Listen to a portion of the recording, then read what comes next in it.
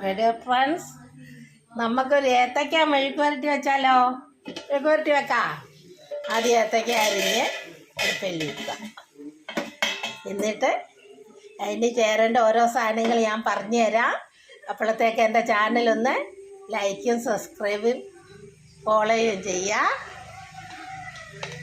ആദ്യം ഏത്തയ്ക്ക ചെത്തി അടുപ്പിൽ വെക്കുക. അതിന് ശേഷം കുറച്ച് മഞ്ഞൾപ്പൊടി ഇട്ട് കൊടുക്കുക. ആവശ്യത്തിന് ഉപ്പും വെള്ളം ഒഴിച്ച് നമുക്ക് അടുപ്പത്ത് വെക്കാം. എന്നിട്ട് നമുക്കതിന് ചേരേണ്ട ഓരോ സാധനങ്ങൾ: വെളുത്തുള്ളി, ചുമന്നുള്ളി, കരിയാപ്പില, കുരുമുളക്,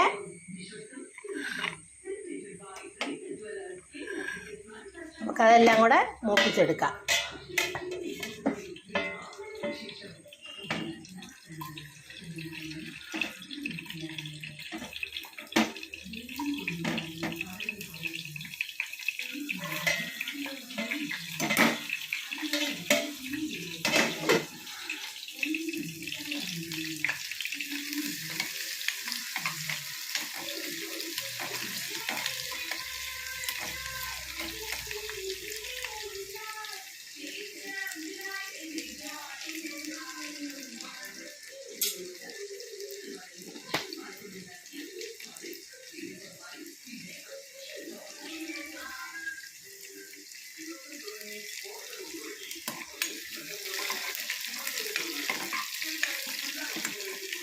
നമുക്ക് അപ്പോഴത്തേക്ക് ഏത്തയ്ക്ക വെന്തോന്ന് നോക്കാം.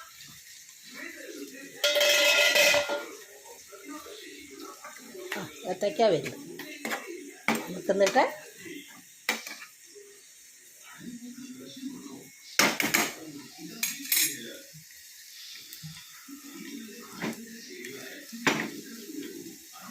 ഇതിൽ കുറച്ച് കരിയാപ്പില ഇട്ട് കൊടുക്കാം. കുറച്ച് കുരുമുളകും ഇട്ട് കൊടുക്കാം. കുരുമുളകും ഉണ്ടാകും മെഴുക്ക് പുരട്ടി വെക്കുന്നത്. മഴക്കാലമൊക്കെ അല്ലേ, അപ്പം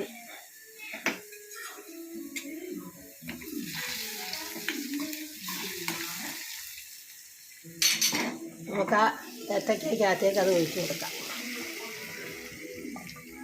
മുളക് പൊടി വേണ്ട കേട്ടോ, ഇച്ചിരി ചുമപ്പ് കുറയുമെന്നല്ലേ ഉള്ളൂ. കുരുമുളകാണ് നല്ലത്.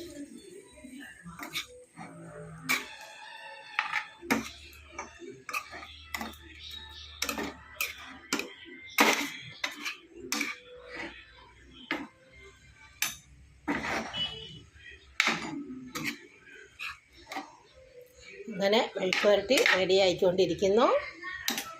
അപ്പോഴത്തേക്ക് എൻ്റെ ചാനൽ ലൈക്കും സബ്സ്ക്രൈബും ചെയ്യാൻ മറക്കണ്ട. ശോശാമ്മ കിച്ചൺ ഏത്തയ്ക്ക മെഴുക്ക് പുരട്ടി വെച്ചത്.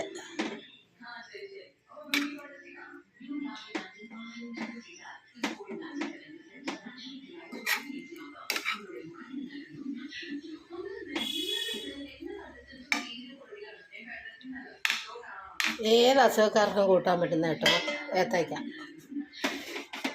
ഇതാ കണ്ടോ, ഏത്തയ്ക്ക മെഴുക്ക് പുരട്ടി വെച്ചത്.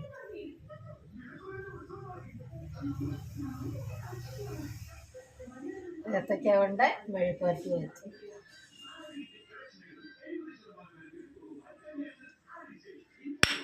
പച്ച ഏത്തയ്ക്ക മെഴുക്ക് പുരട്ടി വെച്ചത്. എങ്ങനെ ഉണ്ടെന്ന് നോക്കാം.